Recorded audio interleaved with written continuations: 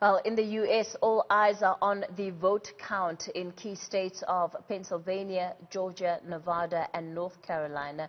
These will ultimately be the states that decide the winner of this election.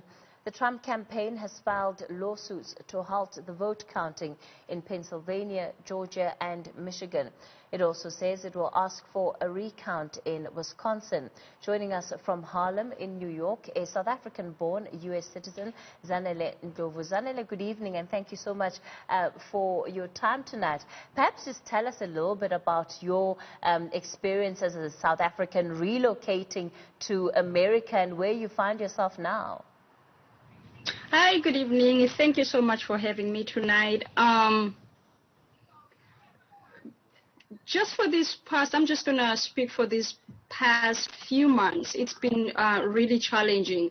I mean, the whole world has been seeing what America has been going through, either being COVID, racial injustices, and all of that.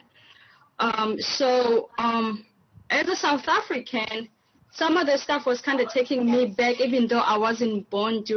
I was born, but I wasn't old enough during the 70s to experience all of the racial tension and all of that.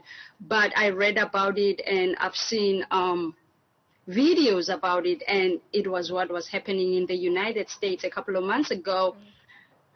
United States have been seen by the world for so many years as the country, the best country in the world, the country of justice, the country where dreams come true. And unfortunately, since we've had the men that we have in the office right now, America is losing all of that.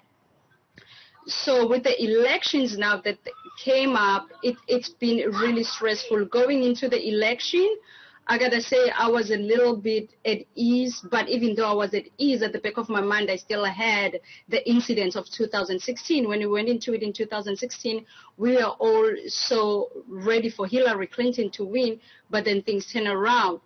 And I had that at the back of my mind, and as the night went by, I've seen Joe Biden winning the states, but it's like the states that he's been winning have been it was predictable.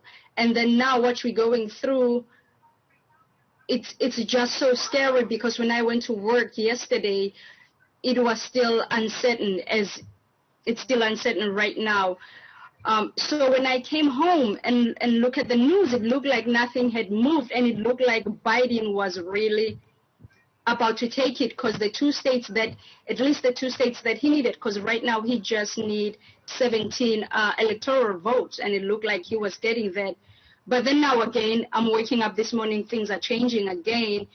He seems to be, the lead is narrowing and not in his favor on one of the states, but then the other big states that he was losing big time, he's getting closer. The lead is narrowing on those states too, and not on this man's favor, Trump's favor. Zanele, I want to talk about, you talked about going to work.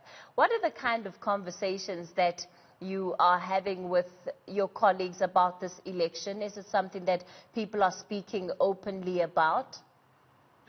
Yes, people are speaking openly about. I think the reason being, I live in Harlem, and Harlem is a democratic state. And so it's almost like everybody you are talking to, you have the same views with. It's so democratic that right in front of my job in the building, there's this big banner that they put about 2 weeks ago that says evict Trump.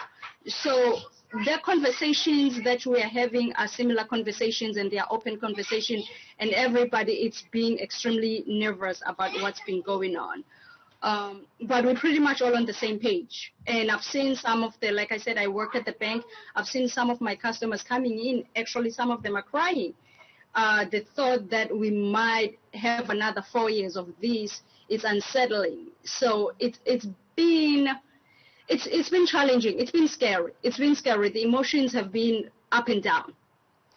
How has the experience changed for you under Donald Trump versus what was there before? Because it sounds like, as a person, you know, who's living in the U.S., the changes are quite dramatic.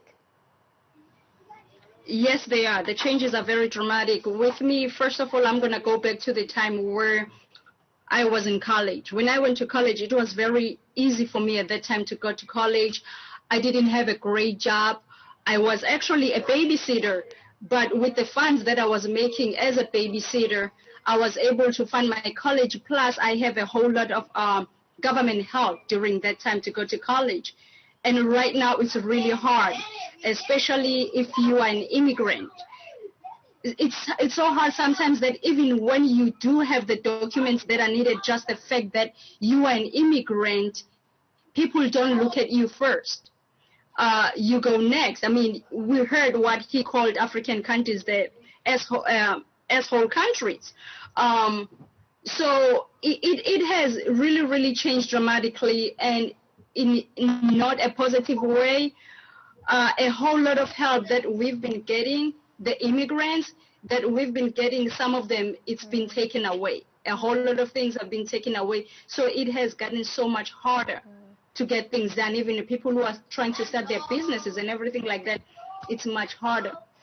Even though some of them you become an American citizen, it's still hard. It's still really hard. So Zanele, do you feel that your future in the U.S. right now is unstable? Definitely. It's definitely unstable. And my husband, he was born and raised in Brooklyn. He's from Brooklyn, but he's been to South Africa a whole lot of times.